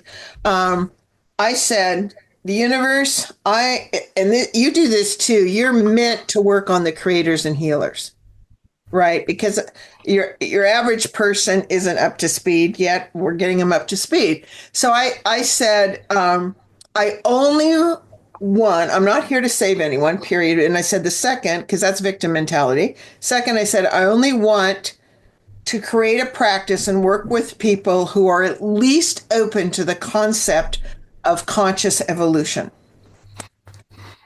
Yeah. Period. Yeah. Yes. And I have sent people away. I've sent people to other people.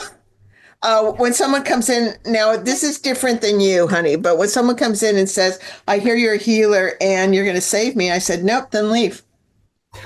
I literally say that. And they're like, what? And I said, I don't save anyone. That's part of the control mechanism. I said, it's your job to save yourself and heal yourself, and I will assist. And they're like, two people got up and walked away. Because right there, you're removing the victims. Exactly. And So you're that's, giving yourself. I'm a little toughie. Yeah, that is beautiful. That is beautiful because the victims, then no matter what you do for them, then you're also victimizing them too, right? Rather than empowering them. I Yeah. believe that you can find some way to create, so that you can have a session. Or, what you might want to do and be more strict about it is have a half-hour session. Yeah. It may not be worth it. But again, we know that time's fluid. However, I never, ever take someone's time, like not value that. And you have to Beautiful. practice it if you expect it back, right? You have to be a living example. That is And you correct. are well worth it. I told people, I said, he's worth $5,000. Don't give me any shit. And they're like, okay. Well, let's say a set of tires. Yeah, that seems to be. There's Yeah. no set of tires is $500. Oh, okay. So front tires then. You're more like you're not like a car wash. You're like a new engine. Oh, I'm very grateful Anyway, for this wisdom that you have given me, and I'm going to use it to the best of my ability. Thank you so much. You just saved me a whole lot of heartache and wasted time and stress with what you said. I'm very grateful. Thank you. Thank oh, you. of course. To me, well, I'm a little bit dominant, but it's just common sense, But because I sense that you were giving a lot free, you always often give extra time, um, and you're very sincere. And no, it's like we were talking about respect. It's a mutual honoring. Hmm. Everyone needs to stop taking things for granted or trying to get stuff that they're not practicing themselves, period. Yeah. So yeah, I've been blessed and have like the best clients that are always attracted to me because I put it down at first. Now yours is different. You're probably much more fair and go, I'll work on anyone who needs help. I'm like, nope, there's people that can go to them. I'm too bored to do that. Not going to do it. I'm not here as the ultimate servant. Yes. Yes. Not my job. Yeah. Understood. Understood. Well, Oh, towards it that, I think at least for now, I found a sweet spot. The Goldilocks zone seems to be is. working well, and so I'm absolutely going to add that clause of wisdom in that you graciously gave me. I'm going to use it. Thank you. There's another thing because you like to ask permission to make their treatments or sessions public. And that's really up to them. And I understand them not wanting to. And, but if you want more of a variety, um, you could offer as an incentive in Hmm. exchange for the willingness for them to be vulnerable without using their name. You could say, it's like in US money, a session is like 320 or something. You could say a 300, or you could take like a little off and Understood. as a goodwill state, thing that you're helping me and I'll assist you. So you could also have that as an on explained very briefly, and you can also save yourself by I'm not available to talk to beforehand. Hmm. Okay, because everyone's going because you don't have time for this. You Yes. don't, right? So you just say you just sign up, you pay, I send you the link, and again, you might want to have a 30-minute, 1 hour, 1 hour and a half, and 2 hours because you almost always give everybody an hour and a half. I've watched you, and they're basically paying for an hour. So you could do it like that, whatever works for you. But, just very clean, clear, strict 24-hour cancellation, no refund, um, whatever, $30 discount or whatever if you decide afterwards that you would be willing to have your session made public with no use of your name. Hmm. And, that is like all more than fair. Yes. And because I'm like going, in order for people to go public, is he offering them free? I said, he's, like, I bet he's such a softie. You know what I'm saying? So this way, it's like the rules are Yeah. really Yeah. clear. Yep. And Yep. you don't have to answer emails. You basically just go, make it clear on your website, big letters, boom. Okay. All right. Yep. Anyway, back to you, honey. Okay, so we were talking Wonderful. about describing the balance of the dark, second dark night of the soul. You found that even that was static, and the ultimate thing that propels all of us, especially as creator beings, is continual growth and learning, That is right? true. Yes. I mean, that's what compels creators, period. Correct. You know, Correct. my thing is like, okay, that's boring. No, let's go over here, right? So, Exactly. okay, so that's where we left off. Because I'm very biased towards the light, right? So I'm learning so much. That's why. Well, let's set some. Um, let's let me share some facts about the whole left-hand path and the experience. The Earth is now subjected to a system of control and domination. There's an empire that spans many, many planetary systems and galaxies. These noble beings were enslaved with humanity. Every life form was enslaved. There's one exception, the plant kingdom. They never surrendered.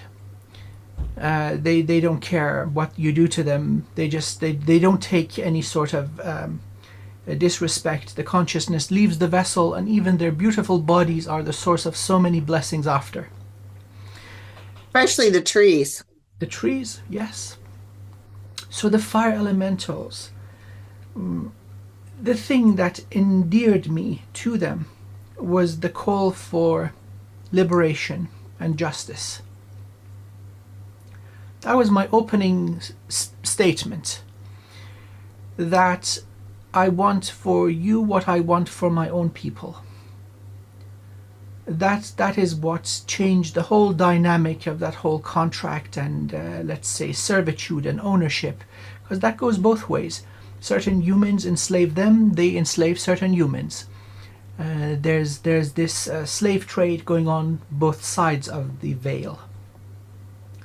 And yet certain words open up certain doors. This seemed to be the case for me. And so I learned so much from them and from that realm. Most significantly, the nature of injuries, of the energetic structure, and how many, let's say, attachments which someone from the right, from the path of light would look at, let's say, a possession or a parasitic infestation. The true motives are very different. Motivations could be just survival, or even more benign motivations like love. They fall in love with the light and the soul of a human. That is so common. And so when you see this from their side and understand their motives, then separation of energies and healing for both them and the human becomes so much easier. There's no fighting anymore.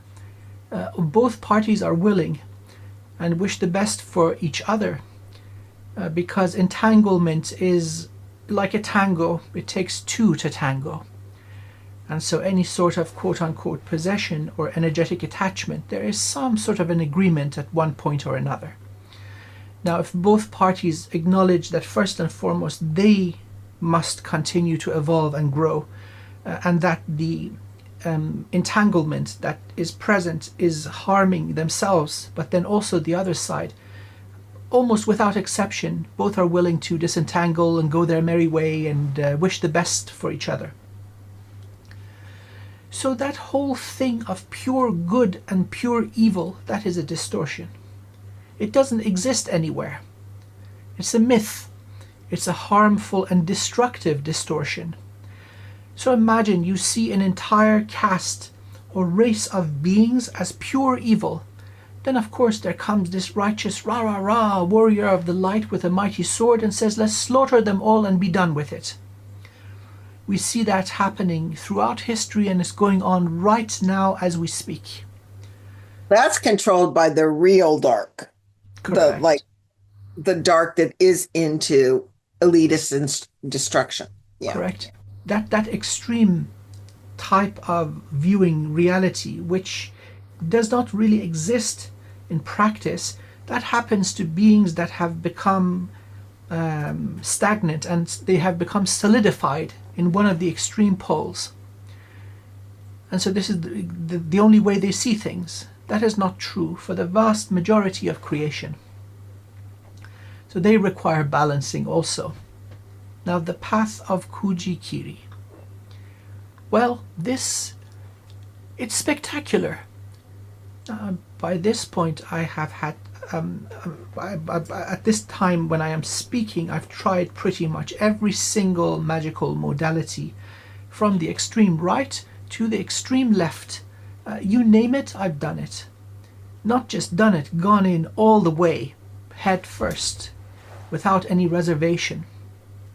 That's so important to know because by you sharing this, and of course it's your preference, but once they get a sense of who you are, you've just done lifetimes of synthesizing work to provide us. That's how I look at our shows. I look at our shows as each show is 10 years if you studied every single night about your true history, right? Right. So that's a huge gift that you were giving people. And I mentioned that early on because that's what I thought, that you are a great synthesizer. But the fact now we're learning the extent you've done across the board. Yes, yes, yes. All sorts of different modalities, from more benign sort of forms, sigil magic, chaos magic, magical squares, the Kabbalah, Abramelin, ceremonial ritual magic, and then going to the left-hand path, the Goetia, again, certain applications of Voodoo, and so you name it, I've done it, and looked at the fundamental principles that make these work. And so the interesting conclusion is we are always the source of the power. And there may be beings along the way that claim to be helping, but essentially they're taxing us for our energy. And so the greatest mastery and efficiency and efficacy and effectiveness comes from being on the path of neutrality. That is where neither pole of extreme has a pull on you. And you are in a path of superconductivity. You have zero resistance to the flow of divine light. Yes, and that is... Like why, rather than just having it, a moral concept, which was so important when I learned about neutrality, it's an actual energetic electrical component with source. So Yes, yes. disconnection from source, connection from source. Correct, correct. And that seems to be the most coveted form of wisdom. It is not a static wisdom that is put in a book or on a tablet and that's it forever and ever. Divine wisdom is dynamic. It is ever changing and ever evolving. The seeds of divine wisdom, depending on where they are planted, they grow and mature in completely unique ways, such as the nature of energetic gifts in the human. A certain empowerment or a gift of a certain modality will manifest in each recipient absolutely differently, so that it may serve them. That is the right way. That is the sum of my life, which is the Dragon Reiki. The way this manifests in me will be different compared to how it manifests in someone else. Their soul is different, and their soul requires different tools in order to serve their own highest good and the highest good of all. So that dynamic balance is built within the empowerment or the seed of the healing modality. So now we're at, let's say, about a decade ago. I'm about 30, 31 years old. and I've been both ways. No pun intended, please don't misunderstand. So I tell you, the more evolved as a spirit or being, when I started getting to all the super soldiers, all of it, you follow the energy, you don't follow the sex. that is correct. So It's just like, and when creators can, well, one of the top secrets is that dragons can change their sex anytime they want, honeys. well, So, that is true. Oh, and yes, form. So, like, get real, right? Whatever. As long as it's sincere and mutual compliance. So, there we go. Yes, that beautifully said. So, age about 31, 32, I'm now happily sitting at the point of neutrality. And then comes the ultimate form of healing that humans have access to, and that is shamanism. The shamanic methods are eternal, even though mankind goes through periodic extinction events where all the shamans are gone. But the wisdom seems to seep back into the collective consciousness and then find worthy vessels to carry it forward. And this is never ending. And so the path of shamanism, this healing through connection to the infinite universe, this came into my life.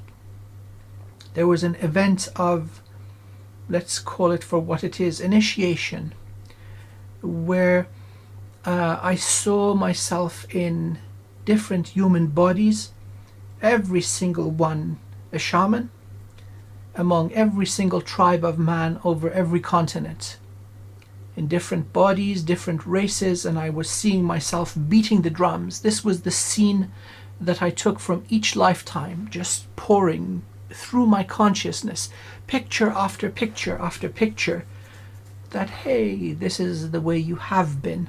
Welcome back. It doesn't happen every lifetime. Sometimes you don't make it. Welcome back, and the game continues. And this going through both light and dark and surviving and coming back to neutrality is how shamans are born. It is necessity, it is a rite of passage. And so comes the wisdom of shamanism, interacting with all conscious life forms. And so, having done so many modalities of magic, I understood the significance and profundity of the teachings of shamanism. You won't get it if you just read a book. The words don't carry the meaning. And the tools that they use, most effectively sound instruments, the drum and the rattle.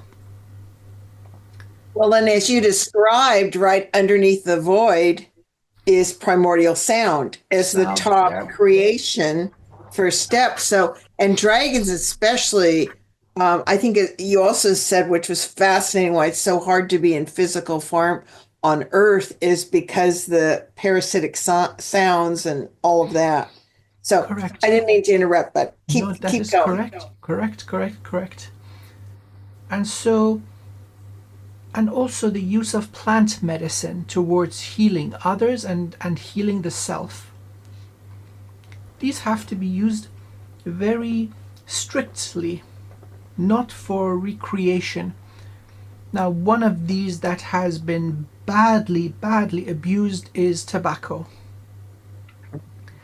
It is one of the most powerful medicine spirits, and if it is used correctly, under the correct ceremony, with the required reverence and respect, it is the most powerful plant medicine. Especially when one is entangled with distortion or comes under attack through, let's say, black magic, or certain entities want a piece of you. The plant medicine disentangles you and brings you right back to the neutral point very effectively and grounds the energy so the flow of light may continue. But then you can do this also through intention and through sound. So I continue to use a whole range of different rattles and they work. They always have, and they always will. So I practiced both the Kujikiri and the shamanic practice continuously, and I reached a point where then I was happy to go public. I was satisfied. I knew I had something to offer that was real and that was effective. Oh yes, by the way, I got Reiki empowerments about 7 years ago. That was wonderful. And runes. Oh yes, runes. Oh my God, yes, you remind me. The Norse, of course, that's one of the genetic lines that is connected with this body through the Vikings. aspects of me would be Odin. Odin is an aspect of my infinite soul. So the wisdom of the runes came in. It was magical. I started dreaming of them. The runes dancing around, how they relate to the human vessel and the tree of life. So see, all these words, one may hear them and pass by without really getting the profundity and the depth of what it represents. The runes are a two-dimensional representation of consciousness, especially adapted for humankind. Meaning in the human brain is stored in the form of a two-dimensional pictogram called a lima. So this is represented in Egyptian hieroglyphs. They could do 3D. Look at the statues they made. They could do it, but they were aware of how meaning is stored and understood in the human brain through this 2D representation. And now you have the geometric, beautiful harmony of the runes where they can be laid upon each other to create rune binds with monumental power. So they cut through reality like no other form of magic. That was interesting. Would this be called sigils or something different, or is it a form of living light language or combos or All of the above. All of the above. So all of what you described will apply to this. And so please keep in mind, these are all the same thing through different cultures. They've received different names. So this is spot on. A sigil or a rune bind. Or let's say, well, yes, this is all correct. Light language, yes, a pictorial representation of light language. There are certain laws that are important in magic, and balance and harmony and symmetry are fundamental. If anything is to last and to be effective, it needs to be symmetrical and harmonious. This is an important thing that many that practice the use of runes are oblivious to. Their binding works for a certain amount of time and then it starts backfiring. Similar to sacred geometry, where the structure is symmetrical, usually around a central point, meaning no matter from what dimension you observe it, it is all balanced out. This has to be observed in the creation of any form of manifestation or magic. So if you I feel like they're also ultimately holographic moving correct, that is symbols. correct. Like All sound. the crop circles that appeared in the fields, to me, I saw were like a two-level, display of actual higher mechanics kind of that were That's actually correct. So although they are moving and they are alive, at any point where you take a snapshot, they are perfectly balanced towards the center. And so this balance is in the living structure of the geometry that is formed. And so the runes could be seen as a snapshot into a certain form of consciousness or reality. But the application needs to be balanced. Otherwise it's a two-edged sword. This way it's good, this way it's not so desirable. And so all this came to me, how to correctly use them and how to understand them. And sometimes runes come out and they give you a message that kind of seems like that was last week. But then there's more to come. The story isn't over. Sometimes 3 runes are enough, but sometimes you go up to 9. And there's also the implementation of the void in the runes. Many people neglect this, while the void is the source of all energy of creation. So Is that the blank room? that's the Room? blank one, yes. How that comes into play. So the runes also came, the Yusui Reiki, the Karuna Reiki, Nakata Reiki, all that came in, mixing with the shamanism and the Kujikiri and all other sorts of magic. Even the master, the lady that was teaching me Reiki, was shocked at what I could do. I remember there was a fellow seeker at a master level, and the poor lady had an implant, a cord. Nobody could fix it. The first time I removed this, my heart was almost exploding with the energy, but then you get used to it. How to remove these awful things from the energy structure. And so the lady started crying, I started crying, and the teacher started crying. The energy was so big. And then I just sat down because my heart was almost exploding. Boom, boom, boom, boom, boom, boom, boom. What I've noticed in all your healings, it appears that you actually feel it fully what is going on. I feel everything. That's That must how be I. does that ever get overwhelming? No, No? I've been through infinitely worse myself. This is just a gentle tickle. People think they have it so bad. They have no idea how bad gets. And then look at the story of my life, where I've come from. I felt it. My motivations for healing was initially selfish. That was overwhelming. That was overwhelming to the point I said, you know what, to hell with this, I'm going to the dark side. That is the definition of overwhelming, undoing a whole lifetime of programming. So I feel everything. And so sometimes I break into tears. Oh my goodness, I'm so sorry you're enduring this. Let's fix it together. Yeah.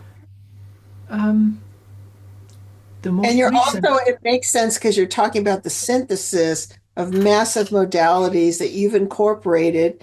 And your mentor was even surprised because you, as a, we'll just say a key creator, you as a key creator is literally that's the purpose.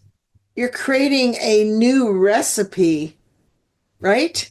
Yes, And maybe it's not perfected, but it works. Who knows? You know, it's like it's an ongoing dynamic, right? that is true. Now, something that I wish to emphasize here, none of this is easy. It's you have to be the phoenix, and the phoenix burns, and you feel that you are being burnt down to ash to be reborn. And this happens over and over.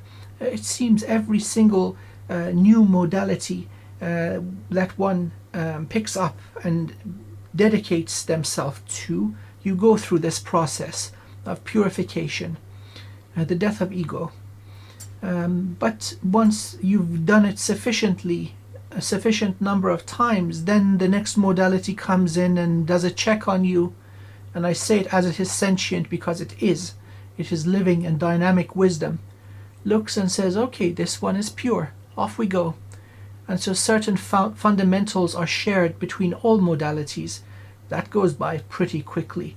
So completely mastering and embodying a new form of practice becomes significantly faster. The latest one, and now dare I say the most powerful one, entered into my reality this year. As I was ready, and I was ready, I called forward what serves the highest good of all, and my highest good also to come.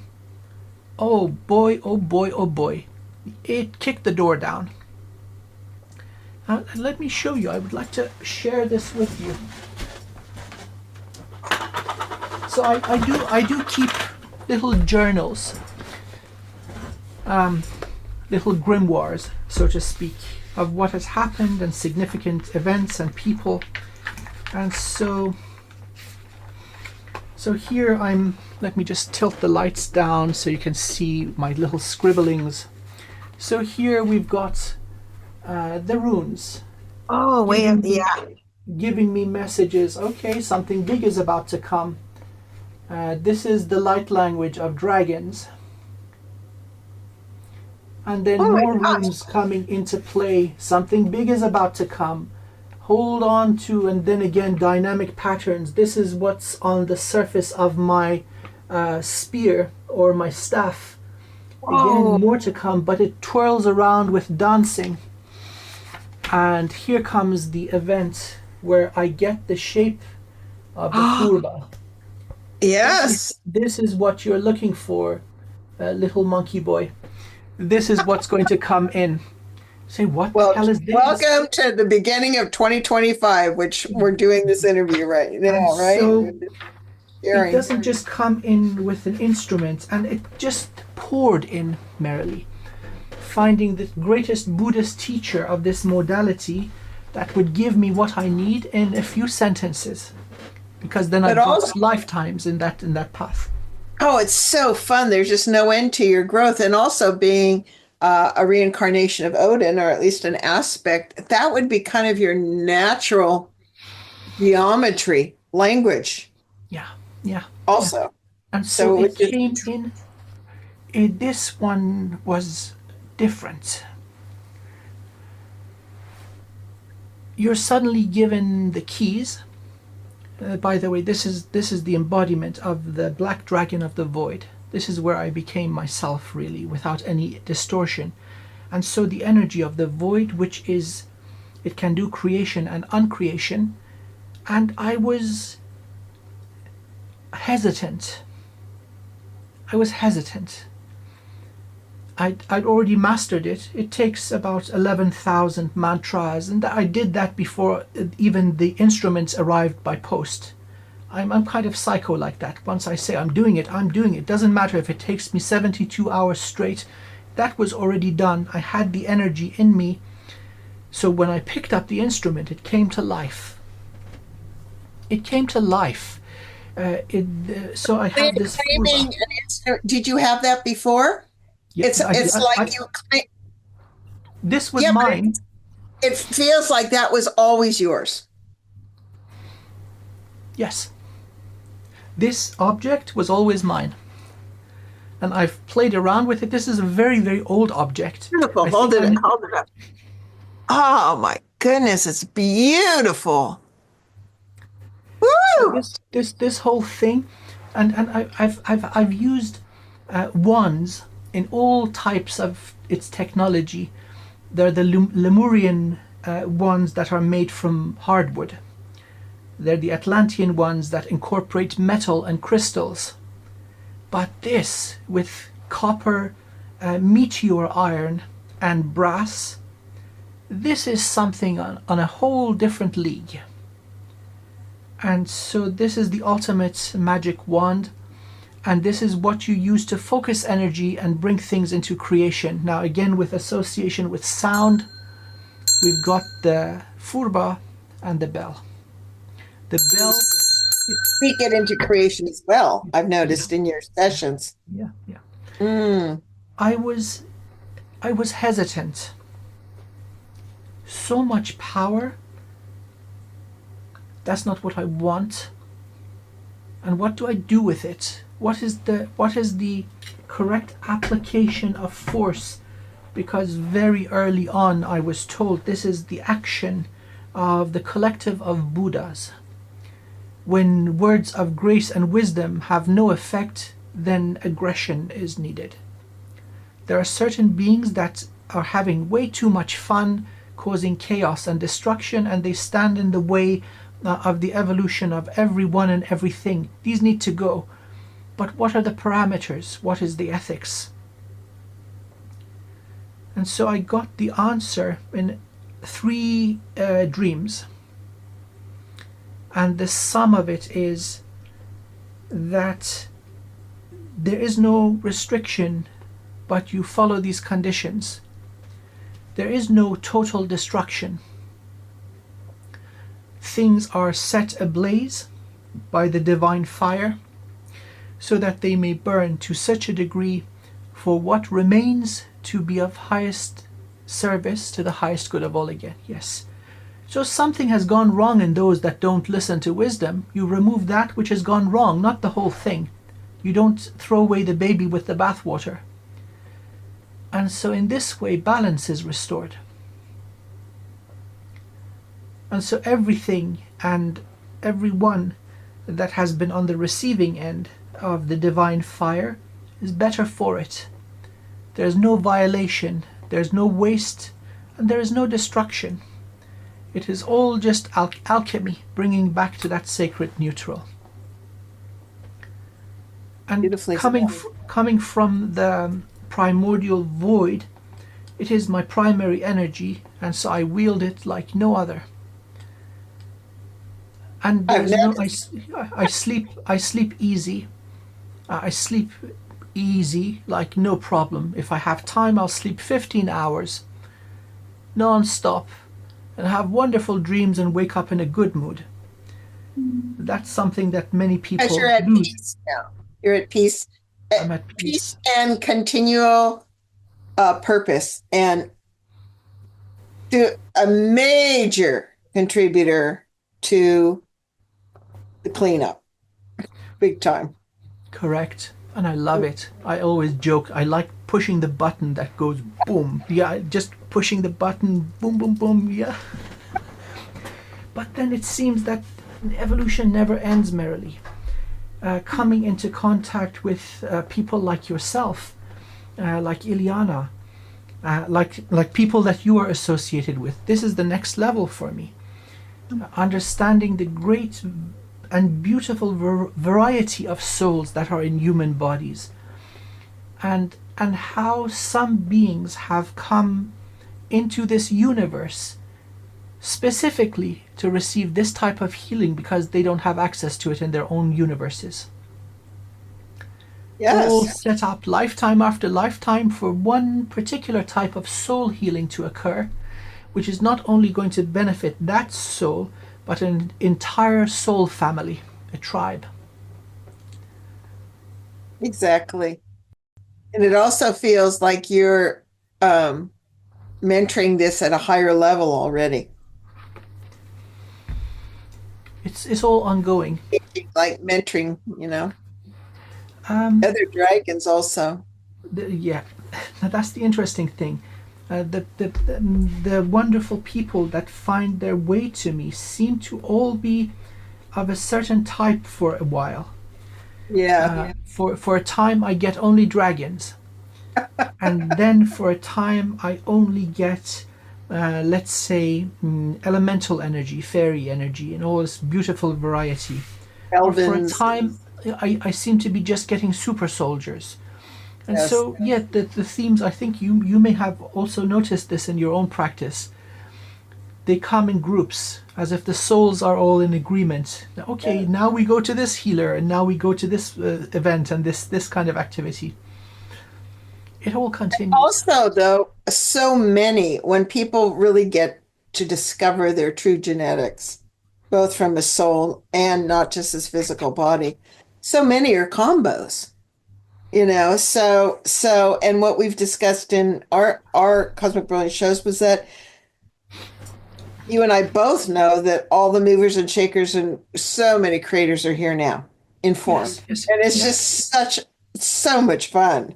So much fun and they will be one of the ones that will naturally be pulled to you. That is true. And so the glorious journey of evolution continues for everyone. And so those that are stuck, we just give them a little jolt to get unstuck and continue on their journey. Many of them are very powerful masters spiritual masters, healers, manifestors, and so on. And the Matrix has done a number on them. They're messed up, Merrily. And it's so interesting, as soon as you make a crack in the blockage and that little bit of light seeps through, it doesn't even take to the end of the session for gifts to start coming back online one by one. But they're stuck. They need somebody to unstick them, get them going again. It seems I'm able to do that for these wonderful beings. If I wanted to sum up the purpose of this incarnation, I'm here to serve the masters. It's a beautiful, beautiful story, and I've learned so much. And is there any last thing in terms of how you are now and what you envision for yourself, or you're just allowing it to be organic and keep growing? For this aspect, for the human, there is no me. There is only the beloved source of all things.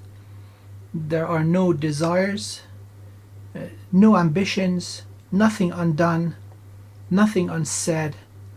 If this incarnation ends right now, I'm happy. It has been beautiful. And if it goes on for longer, I still seek what endeared me to the fire elementals. I seek liberty and justice for all, for my people and for theirs, and for every other race. They're all beautiful and they all deserve to evolve without impedance and restriction. And that's what floats my boat. And so may it be so. I will do this to the best of my ability. And for those who will hear these words, the true power of who they are, that must be amplified and it should be emphasized. There's no need for any guru. There's no need for any modality or book or practice or anything. They really just need to go in, remove the barriers to the truth that is their glorious self, and reconnect to source, and off they go. Continuous evolution. And it's not easy. It's difficult. It's painful, but they are so much better for it. So beautifully said, Amir. Thank you so much for entrusting me with your sacred journey. In the words of Khayyam, think that you are already gone, and so as you are here, just be happy.